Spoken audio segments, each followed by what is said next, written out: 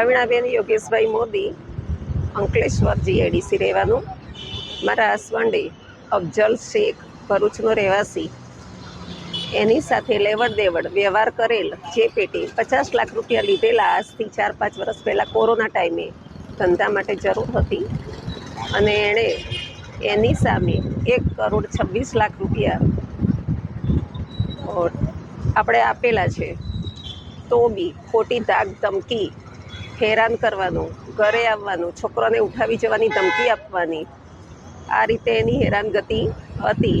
એના માટે મેં જીઆઈડીસી પોલીસ સ્ટેશન ફરિયાદ નોંધાવી, અને પોલીસ સ્ટેશનનો સારો એવો સપોર્ટ છે, અને એની યોગ્ય કાર્યવાહી થઈ ગઈ છે.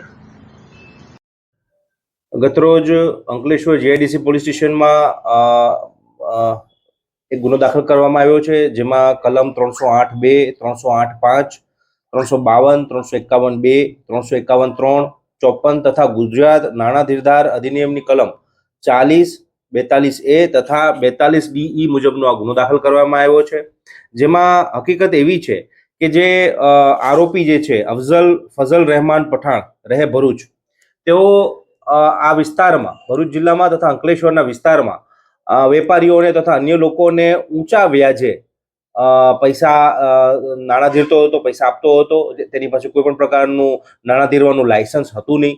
તેમ છતાં ખૂબ જ ગેરવ્યાજબી રીતે અને ઇલીગલ રીતે આ ઊંચા વ્યાજે એ પૈસા ધીરતો હતો, અને એક પ્રકારની ટ્રેપ પણ ગોઠવતા હતા. અને જ્યારે પણ આ લોકો જે છે એમની મજબૂરીનો ફાયદો ઉઠાવી અને જ્યારે પણ એ પોતે પૈસા ના ભરી શકે ત્યારે તેને ધાકધમકી આપી, તેમને ડર બતાવી, તેમનો પીછો કરી, તેમના ઘરે પહોંચી જાય તથા એક પ્રકારની પઠાણી ઉઘરાણી કરવાની ટેવ ધરાવતા હતા. અને એક રીતે જોઈએ તો ઓર્ગેનાઇઝ વેમાં એક આ પ્રકારનો એક કારોબાર ચલાવી રહ્યા હતા, જેની માહિતી પોલીસને મળી હતી.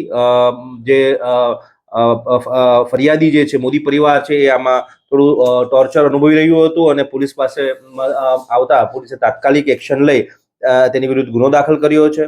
લગભગ 50 લાખ જેટલા રૂપિયા છે એ વ્યાજે આપવામાં આવ્યા હતા, જેમાં 45 મહિના સુધી લગભગ 2,15,000 45 હપ્તા એમ કરીને 96,75,000 તથા 15 મહિના સુધીના વ્યાજના 2,00,000 15 હપ્તા એમ કરીને 1,26,75,000 જેટલા પૈસાનો આમાં વ્યવહાર પણ અમારા ધ્યાનમાં આવ્યો છે પ્રાથમિક દ્રષ્ટિએ.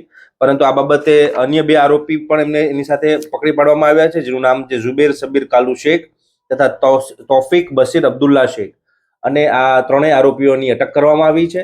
આ જે મુખ્ય આરોપી જે છે ફઝલ રહેમાન સૈયદ